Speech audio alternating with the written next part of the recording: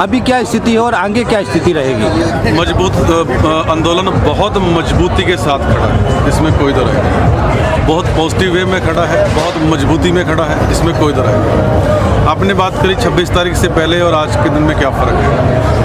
फ़र्क बेइंतहा ज़्यादा है। वो क्या फ़र्क है मैं आपको अपनी तरफ से मेरी समझ के अनुसार डिटेल में बताने की कोशिश करूँ। 26 तारीख तक बहुत ही मजबूती के साथ, क्योंकि चारों जितने भी बॉर्डर्स किसानों ने रोक रखे थे, बहुत ही तादाद में किसान लोग वहाँ अपना रोष प्रकट कर रहे थे। बहुत ही लंबा मार्च था, यानी कि ये मान के लो अगर मैं टिकरी बॉर्डर पर आज बैठा हूँ, अगर यहाँ पे आज अगर 40 किलोमीटर का है ट्रैक्टर खड़े हैं, तो उससे पहले 26 से पहले वो 30 किलोमीटर तक खड़े थे। आपको मेरी इस बात से अंदाज़ा हो गया होगा। पहली बात दूसरा कि अगर 26 जनवरी को इतना बड़ा जो नुकसान दिखाया जा रहा है गोदी मीडिया, वो दिखाने का जो काम है बीजेपी ने किया है, आरएसएस के लोगों को ने किया। क्यों किया? आप सिंपल सी बात समझो कि 26 जनवरी वाले दिन जहां पूरी दिल्ली सील होती है, हर बंदे की जेब, पॉकेट, गाड़ी का अगला पिछला सब चेक करते हैं, उस दिन हजारों लोग, करोड़ों लोग दिल्ली के अंदर दाखिल हो गए। कोई एटम बम भी तो लेके जा सकता था, कोई छुपे हुए हथियार भी तो लेके जा सकता था। कितने लोगों का हत्या होती, कितने लोग मारे जाते, इस बात का अंदाज़ा है आप लोगों को? क्या इस बात का अंदाज़ा गवर्नमेंट को नहीं था? लेकिन उसको ये पता था कि जो ये किसान है ये हरकत नहीं करेंगे। ये हरकत उसको, गवर्नमेंट को, बीजेपी को अपने षड्यंत्र के अनुसार ही करवानी पड़ेगी, जो उसने अपने प्री प्लानिंग तरीके से करवाई भी। गेट खुला, रेड फोर्ट का गेट खुला। क्या इतनी आसानी से रेड फोर्ट का गेट खुल जाता है? इसी दौरान मेरी बातों के दौरान एक सबसे बड़ी मेरी यहाँ चैलेंज है आपके माध्यम से कि उस रेड फोर्ट की लाइव फुटेज निकालिए, आपको नहीं मिलेगी, क्योंकि वो कैमरे तोड़ दिए गए। किसान नहीं तोड़ेगा, किसान कभी भी ऐसा काम, आज जो 64 दिन से चारों बॉर्डर पे बैठा है उसने फूल तक नहीं तोड़ा, वहाँ पर जा करके वो कैमरे क्यों तोड़ेगा? वो कैमरे किसने तोड़े? इसका सवाल आप सीधा बीजेपी से और बीजेपी के लोगों से कीजिए, आरएसएस के लोगों से कीजिए। उनके पास जवाब नहीं होगा, वो आपको घुमाने की कोशिश करेंगे, पहली बात। और इसी बात को बिना बना करके, इसी बात को कि उन्होंने झंडा लहरा दिया, इसमें अराजक तत्व हैं, इसमें आतंकवादी हैं, खालिस्तानी हैं, और इसमें माओवादी, कितने तरह के इल्ज़ाम लगा करके, राजनीतिक रंग दे करके इसको, आंदोलन को पूर्ण रूप से दूसरी तरफ घुमाने की कोशिश की, जिसमें वो गोदी मीडिया के द्वारा वो काफ़ी हद तक इसमें कामयाबी हुई। लेकिन अब ये देखिएगा 26 जनवरी की जो आपने मुझसे बात करी, क्योंकि 26 जनवरी की तैयारियां तो हम अपने स्कूलों में भी करते हैं, गांव के स्कूलों में भी करते हैं, हमारे शहर के बड़े बड़े जो ग्राउंड्स हैं उनमें भी करते हैं। तो हमने वो 26 तारीख की जो झांकियां निकालनी थी, उसकी तैयारियां हमने ट्रैक्टर ला करके यहाँ भी करनी शुरू कर दी, और दुनिया भर के ट्रैक्टर यहाँ पे आए। उन्होंने वापस भी तो जाना था ना, वो अपनी रैलियाँ करके वापस चले गए। और इस गोदी मीडिया ने उस झंडा फहराने की जो गलत एक गतिविधि, हम भी उसको गलत मानते हैं, क्योंकि वो हमारे लोगों ने नहीं फैलाया, वो कुछ एक आरएसएस के, बीजेपी के द्वारा प्री प्लान की हुई, सुनियोजित ढंग से की हुई एक ऐसी प्लानिंग थी जिसमें उन्होंने अमली जमा पहनाया। सोशल मीडिया के माध्यम से कई लोग आप देख लेना जो इस आंदोलन को भड़का रहे हैं, और उन लोगों का हमारे से कोई देना देना नहीं है। आपको पता है भीड़ तंत्र को भड़काना एक आदमी लिए कितना आसान है। एक आदमी को भड़का, एक उसमें कुछ लोग चंचल भी होते हैं जो उनकी बातों में वो एक तरफ चल पड़े तो दुनिया भी वहाँ चल पड़ी। अब आ गई 26 तारीख की बात। 26 तारीख के अंदर जैसे ही गोदी मीडिया तो पहले ही किसानों के पीछे पड़ा हुआ था, जैसे ही ये बात हुई उसने आतंकवादी, खालिस्तानी का झंडा, हिंदुस्तान के झंडे को, भारत के तिरंगे झंडे को किसी ने हाथ भी नहीं लगाया। एक अलग जगह, खाली पड़ी जगह पे एक सिखिज्म का झंडा, जो हम नहीं मानते कि चढ़ाने की ज़रूरत थी, हम इस बात को सिरे से डराया करते हैं। ये बात मेरी ध्यान से सुन लीजिए, हम इसको बिल्कुल सिरे से डराया करते हैं कि हमें ज़रूरत नहीं थी उस चीज़ की। जिन्होंने चढ़ाया वो गलत किया, और किसानी का झंडा चढ़ाया गया। ज़्यादा रिस्पेक्ट कौन करेगा? और हमने खून बलिदान दिया है सर उस चीज़ के लिए। हमने खून, हमारे ऊपर सबसे ऊपर रंग है वो हमारा ही रंग है, हमारा ही रंग है, केसरी रंग है। बिल्कुल ठीक बात है इनकी। तो उसके बाद गोदी मीडिया ने बहुत बड़ा प्रोपोगंडा फैला दिया, और इस तरीके से इसको मोड़ने की कोशिश की गई कि इसको पूरा का पूरा आतंकवादी रूप देने की कोशिश की गई। आज भी अगर आप चैनल खोल के देखोगे, कहते हैं कि 44 के 44 जो मेन आगू हैं वो आज कहीं बाहर ना भाग जाएं, और गोदी मीडिया अपनी जगह पे तंबुओं के बीच में बैठे बैठे हैं वो रोज़ भाषण देते हैं, बहुत रोज़ लोगों को समझाते हैं, लोगों के बीच में आते हैं। कुछ तो शर्म करो, अपना ज़मीर कुछ तो जगाओ। इस तरह तुम उन लोगों को बदनाम करोगे जिन्होंने किसानी, उनको मिलने वाला क्या है? उन्हें गालियाँ किसानों से भी मिलनी है, मुझे पता है, क्योंकि आगू ने सरकार से ही बात करनी, जत्थेबंदियों के आगू ने, और उन्होंने लोगों को भी समझाना है। वो पिसे हुए हैं, लेकिन वो हमारे आगू हमारे लिए मान सम्मान है, मजबूती के साथ वो हमारे साथ खड़े हैं और हम उनके साथ खड़े हैं। तो आपका ये सवाल था जो आपने मुझसे पूछा कि 26 जनवरी के 27 जनवरी रात को जब दिल्ली में यह कांड होता है और बहुत सारी धाराएं जो नॉन अवेलेबल हैं वो किसान आगुओं के ऊपर लगा दी जाती हैं ताकि इनको रातों रात उठा लिया जाए। उठाने के बाद नॉन अवेलेबल हैं तो वो जेल से बाहर तो आएंगे नहीं। अगर वो आएंगे नहीं तो कहीं ना कहीं बेलगाम हो जाएगा ये किसान आंदोलन और हम इन लोगों को आसानी से उठा सकेंगे। जब इस बारे में दिल्ली पुलिस ने एक्शन नहीं लिया, यूपी पुलिस का क्या मतलब है? यूपी पुलिस का वो जो गिरफ्तारी के वारंट लेके टिकैत साहब को वहाँ उठाने के लिए आ गई और साथ साथ में आरएसएस और बीजेपी के लोग आए जिनको टिकैत साहब ने और उनके वॉलंटियर ने पहचान लिया गया। और उसी रात को भावुक होकर उसको पता था टिकैत साहब को भी, सरदारों को भी मारेंगे और मेरे किसान भाइयों को भी मारेंगे। और उसने जब उसकी आंख से आंसू झलका, वो एक आंसू लोगों को, उस अकेले बंदे का आंसू नहीं था, हर घर में मेरे बच्चे हैं छोटे छोटे, मेरे बच्चे भी रोए, मैं भी रोया। हम सभी उस रात को चल पड़े। हम टीकरी बॉर्डर पे आए, संगू बॉर्डर पे पंजाब से आए और गाजीपुर बॉर्डर में आज आप जाकर देखो लाखों करोड़ों का हजूम वो बैठा है। और उसी रात को वो जो फोर्स है, जो लाखों की संख्या में वो फोर्स लगा दी गई, वो रातों की रात भाग गई। आप इस राजनीति को समझिए।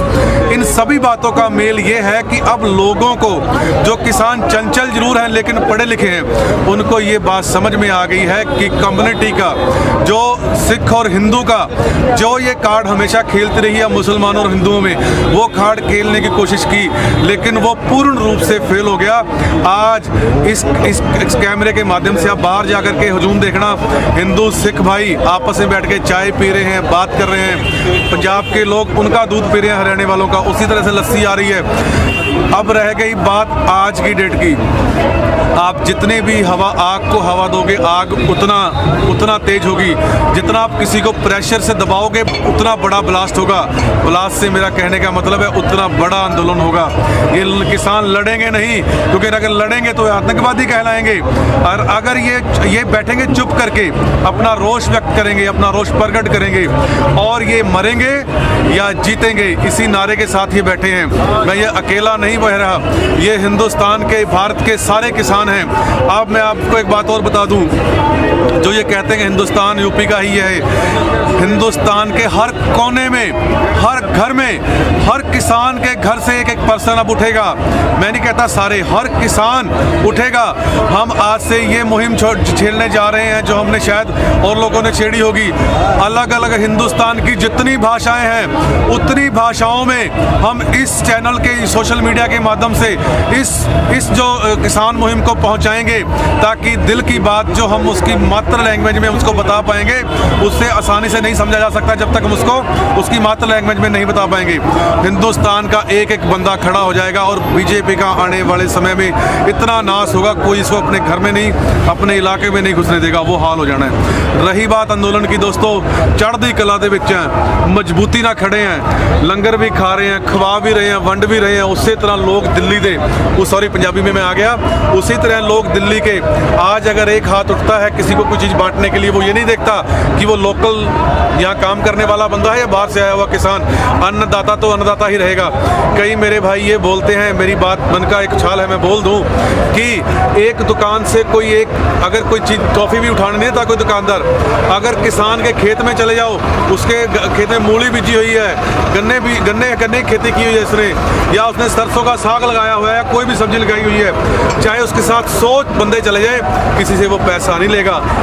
ये बेसिकली माइनर सा फर्क है। इसको माइनर सा इसलिए बोला क्योंकि आप लोगों की जो ये बहुत बात बोलते हैं ना, अन्नदाता तो अपनी चीज़ प्रोड्यूस करता है और उसको बेचता है, उसका हक बनता है जो उसने प्रोड्यूस कर उसको बेच करके पैसा कमाने का। लेकिन उसके खेत में जाके देखो, वो आपको हज़ारों रुपए की चीज़ फ्री में दे देगा, आपसे पैसा नहीं मांगेगा, बल्कि आपके घर तक, आपके पड़ोसियों तक आप गांठ गांठ बांध कर आपको देगा। इसलिए अन्नदाता है, उसकी सिचुएशन को समझिए। अन्नदाता आज सड़कों पे बैठा है। दोस्तों आज पूरा देश देख रहा है इस अपना सोशल मीडिया के माध्यम से, हमारे भाई बंधु हैं प्रजापति जी, पूरा देश देख रहा है इसको। आंदोलन मजबूती के साथ खड़ा है। जिसको वहम हो एक चक्कर लगा जाए। मोदी जी से मैं प्रार्थना करता हूँ, आपको अगर कोई गालियाँ दे रहा है तो हम उसका समर्थन नहीं करते, हम आपकी रिस्पेक्ट करते हैं। आप हमारे देश के प्रधानमंत्री हो, आदरणीय हो, आप यहाँ पे एक बार पैदल चल के आओ, एक साइड से दूसरी साइड निकल जाना। अगर आप जो बोलोगे हम करने को तैयार हैं। आप बोलोगे नहीं कानून रद्द करने, तो हम कह देंगे नहीं करने। आप अपने मुंह से बोलोगे कानून रद्द करो, मैं किसानों के साथ हूं, क्योंकि यहाँ पे जो लोग बैठे हैं उनकी आंखों में आंख नहीं मिला पाओगे आप, क्योंकि आपने इनको पूरी गर्मी और पूरी सर्दी, इतना सर्द मौसम, पूरी सर्दी के अंदर इतनी बारिश और इतना वहाँ पे ठंड, ठिठुर कर कितने 250 लोगों की जान चली गई और आपके मुंह से एक शब्द भी ना निकले, और आप कहते हैं कि ये किसान नहीं है। शर्म आती है हमें अपने आप पर, आप पे नहीं आती, क्योंकि आप पे शर्म आए हम नहीं मानते। हमें अपने आप पे शर्म आती है। हम एक ऐसे लोकतांत्रिक देश में हैं जहाँ पे लोक खत्म हो चुका है, अकेला तंत्र बचा है, जिसकी धज्जियाँ बीजेपी गवर्नमेंट पूर्ण रूप से उड़ा रही है। और मेरा आज इस सोशल मीडिया से एक ही निवेदन है, बातें दो ही, ये आंदोलन मजबूती के साथ खड़ा है। डेली या हजारों किसान आ रहे हैं। फर्क कितना है कि अगर 10 लोग जाते हैं तो 100 आ जाते हैं, क्योंकि हर किसी ने अपनी ड्यूटियां लगाई हुई हैं। उन्हें पता लग चुका है कि ये बीजेपी के समय में जो ये 2-2.5 साल का ऐसा कार्यकाल बचा है, इसमें ये काम नहीं होने वाला, इसलिए उन्होंने ये ड्यूटियां लगा चुके हैं अपनी। हम भी लगा चुके हैं, हम भी घर से आते हैं, मेरे पास कार है, मैंने ये ड्यूटी लगाई है कि मैं अपने साथ 5 बंदों को लेके आऊँगा और 5 बंदों को यहाँ से लेके छोड़ के 5 बंदों को लेके जाऊँगा। हर बंदा अपनी जिम्मेवारी समझ चुका है। आप भी अपनी जिम्मेवारी को समझिए। गोदी मीडिया जी, आप भी समझिए, सच को दिखाइए।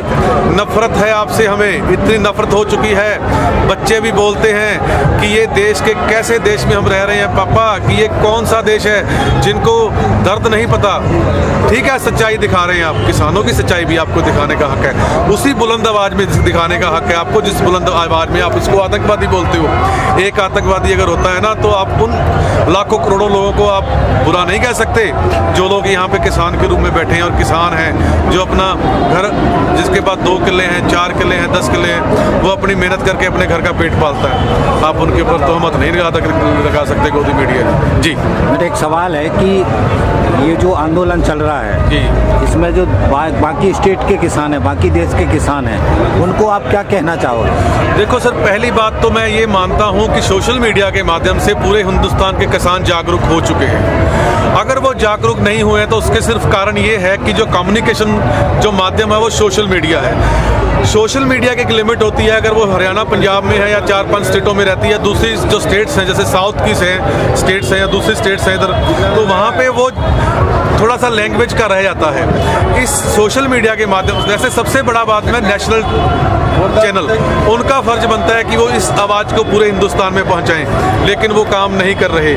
इस चैनल के माध्यम से मेरा यही है कि मुझे इंग्लिश तो नहीं आती, टूटी फूटी आती, मैं बोलूँगा नहीं, हिंदी में, हिंदी हमारी मातृभाषा है, हमारी पहली लैंग्वेज हिंदी है। और जितना भी आज मुझे समझ पाओ, किसान बेकसूर है, वो आतंकवादी नहीं है। किसान आज सड़कों में बैठा है और करोड़ों की संख्या में बैठा है, लाखों की संख्या में नहीं बैठा, करोड़ों की संख्या में बैठा है। इसका उदाहरण अगर आपने देखना हो, कल ही जैसे हम यहाँ से आ रहे तो एक बॉम्बे से एक लड़का आया हुआ था, वो कह रहा था वहाँ इतना प्रोपोगंडा फैलाया जा रहा था, मैं सिर्फ देखने आया था। कहता मैं रो के जा रहा हूँ, रो के, मेरे पास टाइम नहीं है, लेकिन मैं सिर्फ देखने आया तो कैप्चर करके जा रहा हूँ, और मैं वहाँ बॉम्बे जाकर ये काम करूँगा कि जितने मेरे सर्कल के, जितने मेरे सोशल सोसाइटी के मेरे लोग हैं, उनको इस सच्चाई के बारे में रूबरू करवाऊंगा। और इसी माध्यम से मैं भी कहता हूँ, जो बंदा जागरूक है वो उन लोगों में बैठकर डिस्कशन करे, किसान आंदोलन के बारे में बातें करें और गवर्नमेंट के बारे में बातें करें, उसके एटीट्यूड के बारे में बातें करें, किसानी जो ये बिल है उसके ऊपर बातें करें, और पूर्ण रूप से इसको समझे कि ये है क्या।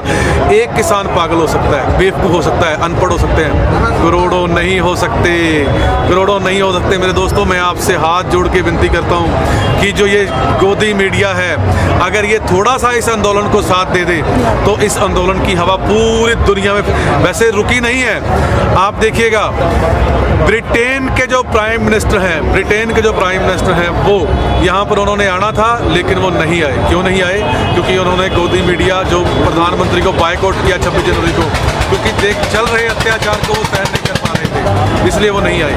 तो इसी तरीके से मेरा एक ही विनती है कि सारे देश के किसान अगर वो यहाँ नहीं आ सकते तो अपने इलाके में अपने एडमिनिस्ट्रेशन के अंदर जा कर के अपनी जो आंदोलन को तेज कीजिए, जैसा भी आपको लगता है सोशल मीडिया के माध्यम से, या वहाँ के एडमिनिस्ट्रेशन में जो भी वहाँ का नेता है उसका घेराव करके उसको समझाइए ये कानून गलत है और उनको